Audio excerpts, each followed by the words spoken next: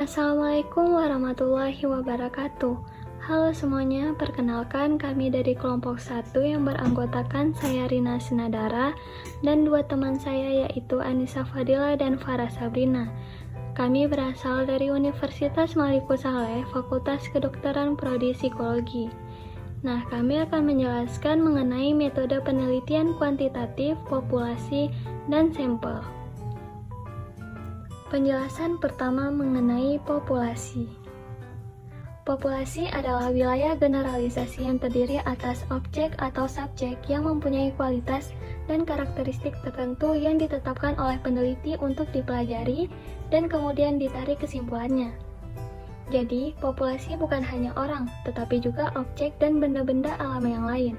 Populasi juga bukan sekedar jumlah yang ada pada objek atau subjek yang dipelajari, tetapi meliputi seluruh karakteristik sifat yang dimiliki oleh subjek atau objek itu. Lalu, penjelasan mengenai sampel.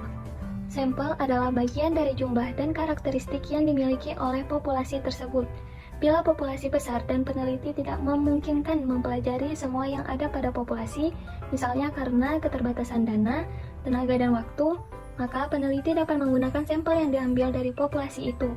Apa yang dipelajari dari sampel itu, kesimpulannya akan dapat diberlakukan untuk populasi. Untuk itu, sampel yang diambil dari populasi harus betul-betul representatif atau mewakili.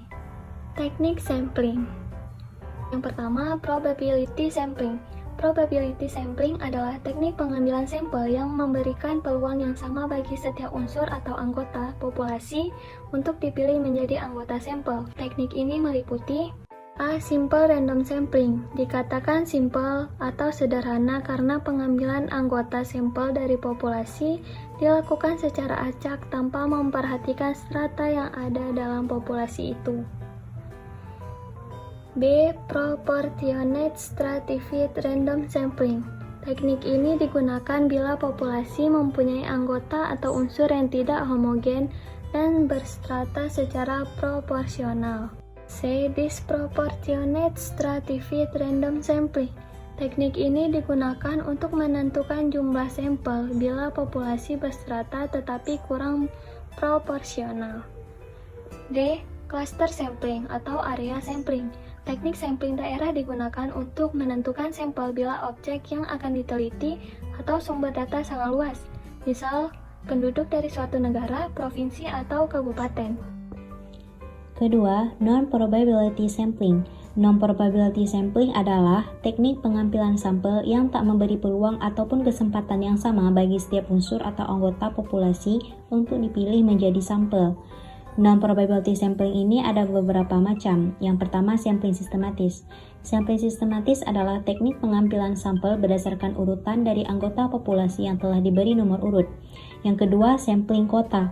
Sampling kota adalah teknik untuk menentukan sampel dari populasi yang mempunyai ciri-ciri tertentu sampai jumlah kota yang diinginkan.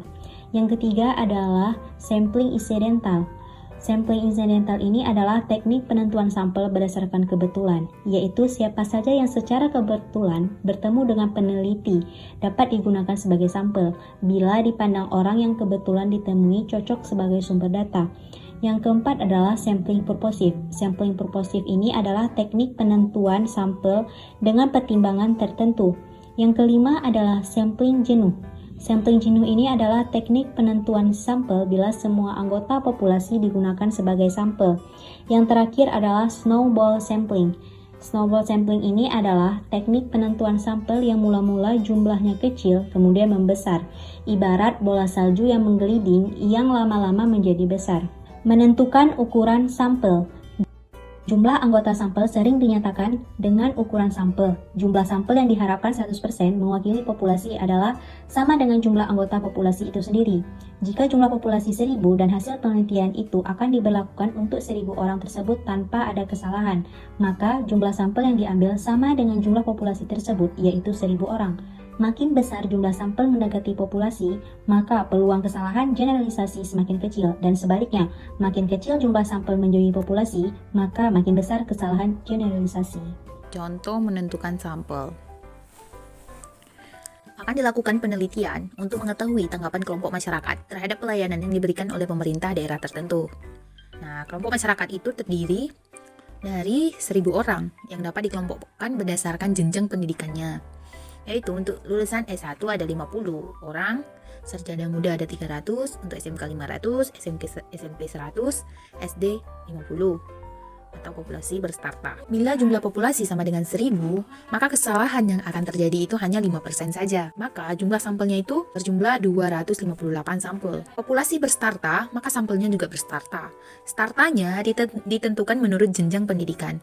Dengan demikian, masing-masing sampel untuk tingkat pendidikan harus proporsional sesuai dengan populasi. Berdasarkan perhitungan dengan cara berikut ini, jumlah sampel untuk kelompok S1 itu sama dengan 14 sampel, untuk sarjana muda ada 83 sampel, untuk SMK ada 139 sampel, dan untuk SMP ada 14 sampel, untuk SD ada 28 sampel. Sarjana S1 itu ada 12,9 sampel, maka itu ditambah dengan jumlah sarjana muda itu sebanyak 77,4 sampel. Ditambah lagi dengan jumlah anak SMK yaitu 129 sampel, untuk anak SMP ada 25,8 sampel, dan untuk anak SD itu ada 12,9 sampel. Jadi setelah tambahkan semuanya sampel itu, maka yang didapat itu ada sebanyak 258 sampel. Jumlah pecahan itu dibulatkan ke atas. Selanjutnya kita akan membahas bagaimana cara mengambil anggota sampel.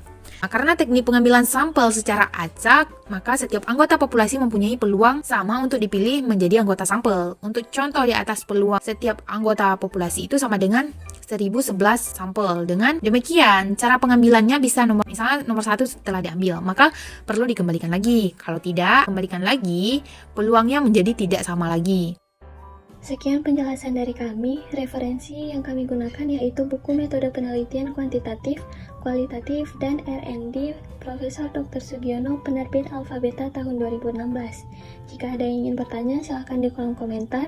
Sekian, terima kasih. Wassalamualaikum warahmatullahi wabarakatuh.